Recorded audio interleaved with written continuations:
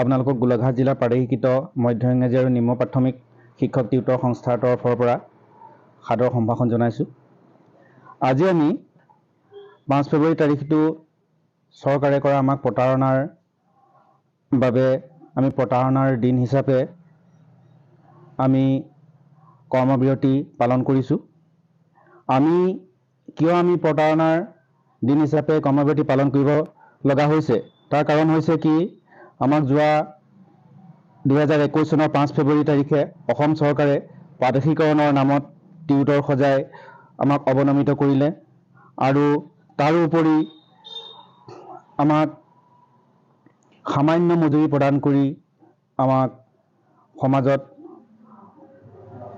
আমাৰ পৰিয়াল চলোৱাৰ ক্ষেত্ৰত আমাৰ সমস্যা হৈছে।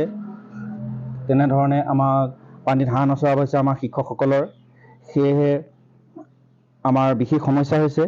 ইয়াৰ উপৰি আমাক 2021 চনৰ 5 ফেব্ৰুৱাৰী তাৰিখত যেতিয়া নিযুক্তি পত্ৰ প্ৰদান কৰিছিল, তেতিয়াৰ মুখ্যমন্ত্ৰী, তেতিয়াৰ শিক্ষামন্ত্ৰী মহোদয় হিমন্ত বিশ্ব শৰ্মা ডাঙৰীয়া, তেখেতে যেতিয়া নিযুক্তি প্ৰদান কৰিছিল তেতিয়া কৈছিল যে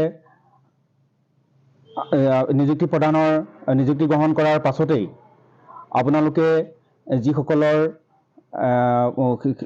অৰ্হতা সম্পন্ন শিক্ষক সকলোৱে অতি সোনকালে গৈ এটা পৰ্টেল খোলা হ'ব, তাতে আপোনালোকে কাগজ পত্ৰ জমা দি অতি সোনকালে আপোনালোকৰ টিউটৰ শিক্ষকলৈ উন্নীত হ'ব। কিন্তু আজি 3 বছৰ হ'ল, আজিলৈকে কোনো পদক্ষেপ গ্ৰহণ নকৰিলে। ইয়াৰ উপৰি কৈছিল আমাৰ যিসকল অৱসৰ গ্ৰহণ কৰিব সেইসকলক 10 লাখ টকা গ্ৰেচুইটি প্ৰদান কৰিব, কিন্তু আজিলৈকে সেয়াও হৈ নুঠিল। ইতিমধ্যে আমাৰ বহু শিক্ষাগুৰু অৱসৰ গ্ৰহণ কৰিছে আৰু আমাৰ যি অৱস্থা হৈছে সেই অৱস্থাৰ বাবে উন্নত শিক্ষা চিকিৎসাৰ বাবে তেখেতসকলে মৃত্যুবৰণ কৰিব লগা হৈছে, কিছুসকলে পৰিয়াল চলাব নোৱাৰি আত্মহননৰ দৰে পথ বাছি ল'ব লগা হৈছে, এনেকুৱা অৱস্থা হৈছে। সেয়েহে চৰকাৰে যি প্ৰতাৰণা কৰিলে, সেয়েহে আমি আজিৰ দিনটোত সমগ্ৰ অসমতে আমি প্ৰতাৰণাৰ দিন হিচাপে আমি কৰ্মবিৰতি পালন কৰিছোঁ। বিশেষকৈ কথা হ'ল কি, আমি অন্য শিক্ষকৰ দৰেই 8:30 পৰা 3 বজালৈকে আমি কৰ্ম কৰি আছোঁ, কিন্তু আমাক শিক্ষাদানৰ ক্ষেত্ৰত আমাৰ কোনো পাৰ্থক্য নাই, কিন্তু আমাক মজুৰিৰ ক্ষেত্ৰতহে সদায় আমাক বিভেদ আনিছে আৰু যাৰ বাবে আমাৰ অতি সমস্যা হৈছে। আৰু ইতিমধ্যে আমি বহুবাৰ শিক্ষামন্ত্ৰী মহোদয়ক সাক্ষাৎ কৰা হৈছে আৰু আলোচনা কৰা হৈছে, কিন্তু তেখেতৰ পৰা আজিলৈকে কোনো সদুত্তৰ পোৱা নাই। আৰু মুখ্যমন্ত্ৰীক লগ কৰিবৰ বাবেও বহু আবেদন নিবেদন কৰা হৈছে, কিন্তু তেখেতে এতিয়ালৈকে আমাক সাক্ষাৎ দিয়া নাই। আৰু এতিয়া কি হৈছে, আমাৰ যেতিয়া আমি শিক্ষামন্ত্ৰী মহোদয়ক লগ কৰোঁ তেতিয়া তেখেতে এনেকুৱা ধৰণৰ কিছুমান বক্তব্য ৰাখে যে আমাক টেটৰ প্ৰয়োজন হ'ব, টেট লাগিব। এতিয়া আমাৰ 20-25 বছৰ বহু শিক্ষাগুৰু ইতিমধ্যে অৱসৰ গ্ৰহণ কৰিবলৈ বেছি সময় নাই, এতিয়া টেট অৰ্হতা অৰ্জন কৰাটো জানো সম্ভৱ? বাৰু সেইটো উচিতো নহয়। যিহেতু 2011 চনত যিখন প্ৰাদেশিকৃত আইন হৈছিল, সেই অনুসৰি 2013 চনত বহু বিদ্যালয় প্ৰাদেশিকৰণ কৰিছিল, কিন্তু সেই সময়ত কোনো টেটৰ প্ৰয়োজন নাছিল, আনকি যিটো বৃত্তিগত অৰ্হতা DLEDৰ প্ৰয়োজন নাছিল। কিন্তু এতিয়া তেখেতে কয় যে আমাৰ টেটৰ প্ৰয়োজন, কিন্তু ইতিমধ্যে আমাৰ সকলো শিক্ষাগুৰুৱে যিটো আমাৰ একাডেমিক কোৱালিফিকেশ্যন তথা আমাৰ শিক্ষাগত প্ৰফেশ্যনেল কোৱালিফিকেশ্যন DLED সম্পূৰ্ণ কৰি হৈছে। কৰাৰ পাছতো আজি 3 বছৰ হ'ল, 3 বছৰে আমি বহু আবেদন নিবেদন কৰাৰ পাছতো আমাক শিক্ষকলৈ উন্নীত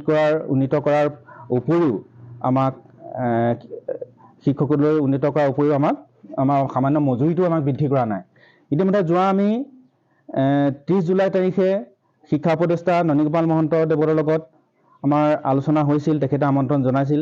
সেই মৰ্মে তেখেতে আমাৰ সকলো কথা বুজ লৈছিল, বুজ লৈ আমাক চলিব পৰাকৈ এটি পাৰিতোষিক দিয়াৰ তেখেতে এটি প্ৰস্তাৱ মুখ্যমন্ত্ৰী মহোদয়লৈ আগবঢ়াইছিল।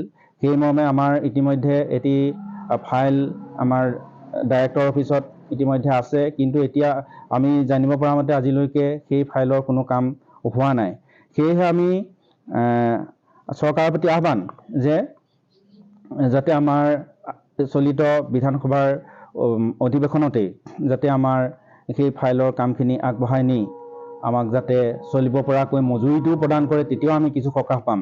আৰু সেয়েহে আমাৰ মূল আজি আমি কৰ্মবিৰতিৰ মূল দাবীকেইটা হৈছে আমাক প্ৰথম কথা হৈছে আমাক টিউটৰৰ পৰা শিক্ষকলৈ মৰ্যাদা সহকাৰে উন্নীত কৰক, আৰু দ্বিতীয়টো হৈছে সমকৰ্মৰ সমহাৰে বেতন প্ৰদান কৰক, আৰু অৱসৰপ্ৰাপ্ত হোৱা টিউটৰসকলক যি চৰকাৰে ঘোষণা কৰিছিল 10 লাখ টকাৰ গ্ৰেচুইটি, সেই গ্ৰেচুইটি যাতে আমাক প্ৰদান কৰে।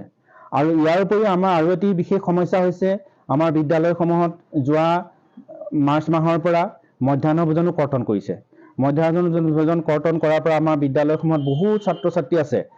আমাৰ বিদ্যালয় এতিয়া 300-250 তেনেধৰণে ছাত্ৰ ছাত্ৰী আছে। বহু ছাত্ৰ ছাত্ৰী এতিয়া বঞ্চিত হৈছে। যি ধৰণে তেখেতসকলে বিদ্যালয়ত শিক্ষা গ্ৰহণ কৰাৰ ক্ষেত্ৰত অসুবিধা হৈছে, যিহেতু আগতে আমাৰ মধ্যাহ্ন ভোজন চলি আছিল। বহু দুখীয়া ঘৰৰ ছাত্ৰ ছাত্ৰীয়ে ভাত নোখোৱাকৈয়ে বিদ্যালয়লৈ আহে, কিন্তু এতিয়া সেই ছাত্ৰ ছাত্ৰীসকলক যেতিয়া মধ্যাহ্ন ভোজন কৰ্তন কৰিলে, এতিয়া এটা আমাৰ বৃহৎ সমস্যা হৈছে।